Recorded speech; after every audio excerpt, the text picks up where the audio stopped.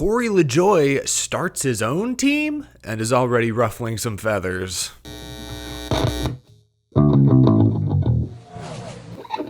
How's it going, y'all? My name is Eric. Welcome to Out of the Groove. Hope you're doing well. Do I look different at all to any of you? Maybe a little more tan? Hopefully. No, I think it's just my hair is a little longer and messier. I don't really tan, I burn. In fact, I have all the lights in this room set to like the warmest temperature to try and mask how pasty I typically look. But yes, the reason there haven't been many traditional uploads in the past week is because I was on my honeymoon. Yeah, hey, thank you, Invisible Studio audience. Wow. Yes, no, in all seriousness, Amelia and I both appreciate all the very kind messages many of you have left on social media. That does mean a lot. I also appreciate your patience. But now, with just a few days before the clash at Bowman Gray, we're back, we're here, no days off for months, ready to talk racing. Going to get you from one Sunday to the next every single week. Let's start today by discussing some of the big topics that I missed this week.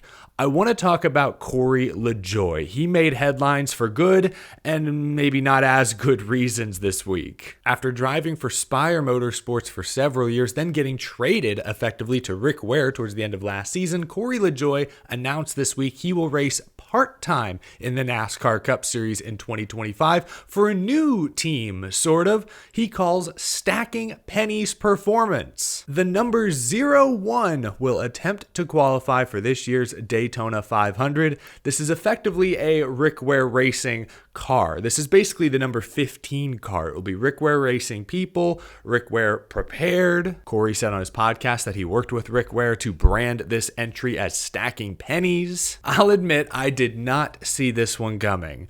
I believe there are now 9 confirmed open entries for this year's Daytona 500. Let's pull up the chart. I've missed you. Yes, 9, I believe, contending for 4 Daytona 500 spots. Helio Castroneves is locked in no matter what. I still think Castroneves and Justin Allgaier will be the fastest of this group in single car qualifying.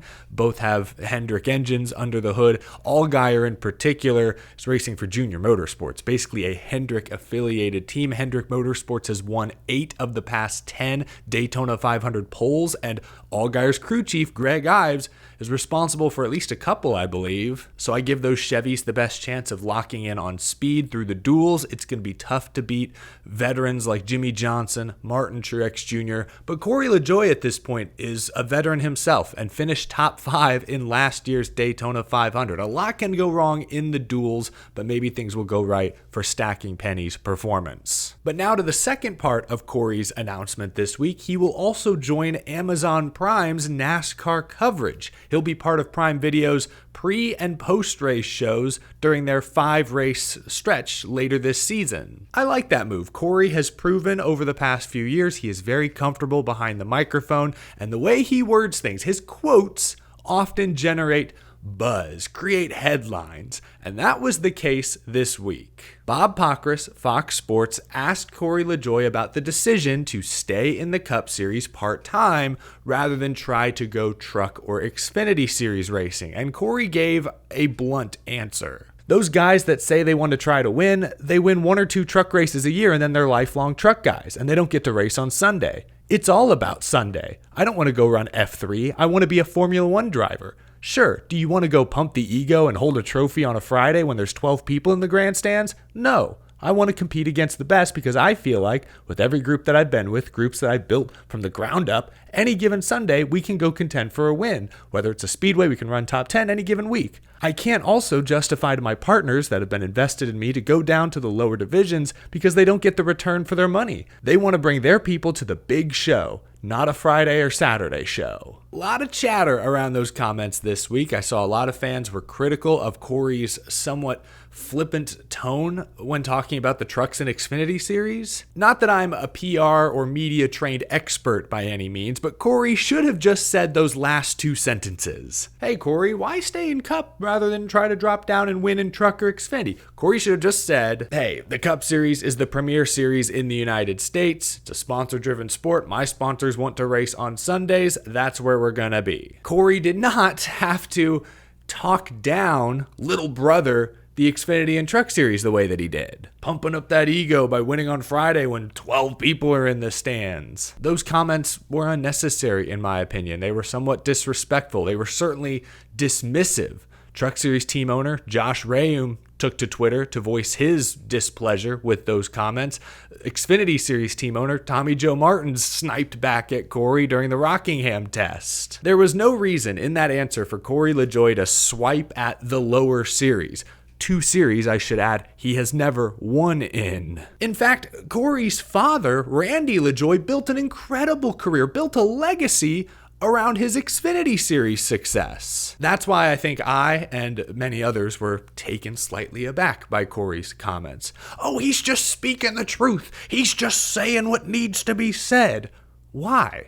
Why did that need to be said? And why did it need to be said like that? Everybody knows that the Cup Series is the premier racing series in the United States. Everybody knows the Cup Series is a bigger deal than the Xfinity and Trucks. It's not exactly a secret. This isn't some wild conspiracy theory where we need to speak the truth to power. Everybody knows the Cup Series draws the biggest crowds, gets the biggest TV rating. It is the biggest show. We know that. It didn't need to be said, and certainly not like that. It'd be great if more people tuned in to watch the Xfinity Series, but the fact that the Xfinity Series isn't as popular as the Cup Series isn't a problem that needs to be fixed. So no, it did not need to be said. And I also want to be clear, I'm not criticizing Corey's decision to race part-time in Cup for Rick Ware / stacking pennies. I'm criticizing the way he justified it. Again, he could have been honest without being dismissive. Like, he's explained how difficult it is to land a top Xfinity Series seat without gobs of cash behind you. If your choice was to race mid-pack in the Xfinity Series versus like 25th to 30th in Cup, I mean, I'm no race car driver, but I would probably pick the Cup option. I understand that Corey LaJoie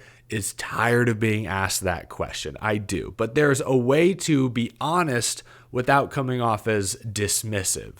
And I want to be fair to Corey LaJoie. I always do my best to be fair and balanced on this show, to give you all of the context. LaJoie went into more detail on his podcast this week, Stacking Pennies. I'll link the full opening 30-minute clip that NASCAR posted down in the description below. But to summarize some of the points he hit on, he talked about how he was anxious and depressed for much of last season. Some of it was on-track performance, but some of it, he admitted, a close friend of his in an accident was paralyzed, and that weighed on Corey. He said in the podcast that he was kind of questioning what life was all about most of last year. He admits that he didn't do a great job motivating his team when he was with Spire Motorsports in particular. So there's a lot more going on in Corey LaJoie's life than we see or hear in that 30-second answer to Bob Pockrass's question. I want to be as fair and balanced as I possibly can be. I like Corey a lot, I guess, and I don't think he meant for his comments to Bob Pockrass to be interpreted the way they've been. But I hope he also understands why people are reacting so negatively to those comments. For years, Corey LaJoie was the lovable underdog,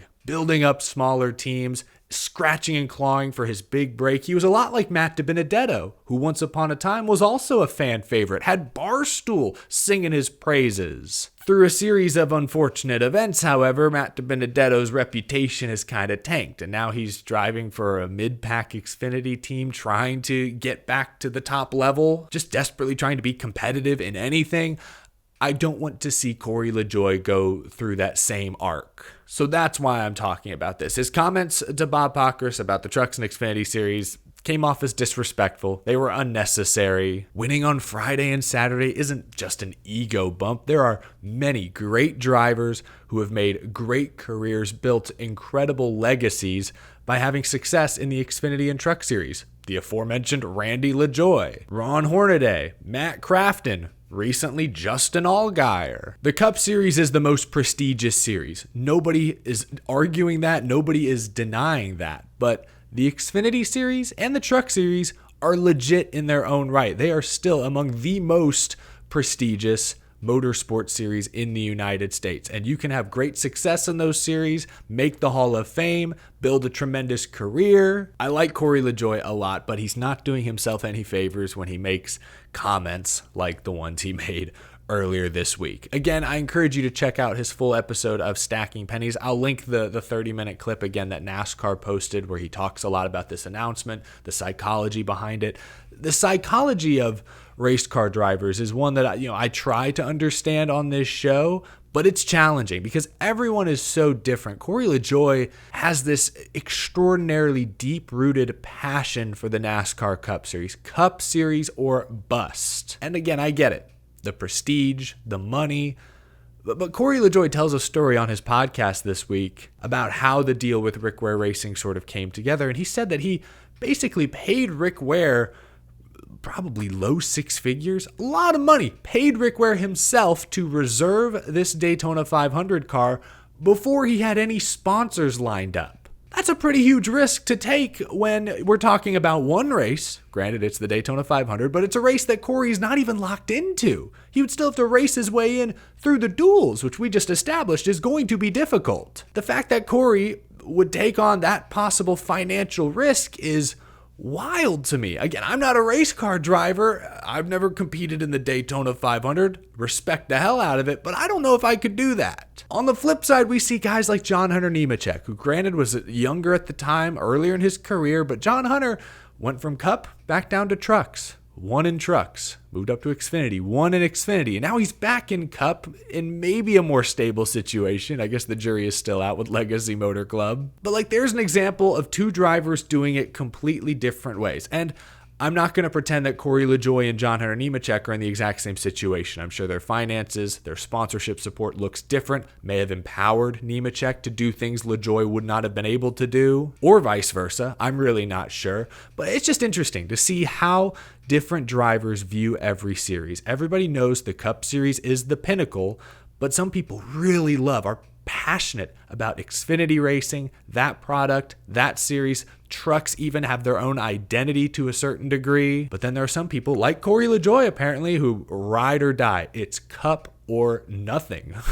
It's the way it sounds. It's just interesting to see how drivers view these a little differently. The psychology of a race car driver, I don't think I will ever fully understand, though I will keep trying my best. Anyway, that's all for this episode, I believe. That's not it for today. I will probably post another video later reacting to even more news that I missed over the past week, but I wanted to talk about Corey LaJoie first and foremost because I think his announcement generated maybe the most headlines this week, but we'll cover a lot of the other stuff here later this afternoon. A lot of y'all have asked me for my reaction to the Rockingham test, for example, Jimmy Johnson now becoming majority owner of Legacy Motor Club, and so much more. But that's it for this video. Thank you for watching. Leave a like if you enjoyed, subscribe for more NASCAR content and commentary all year long.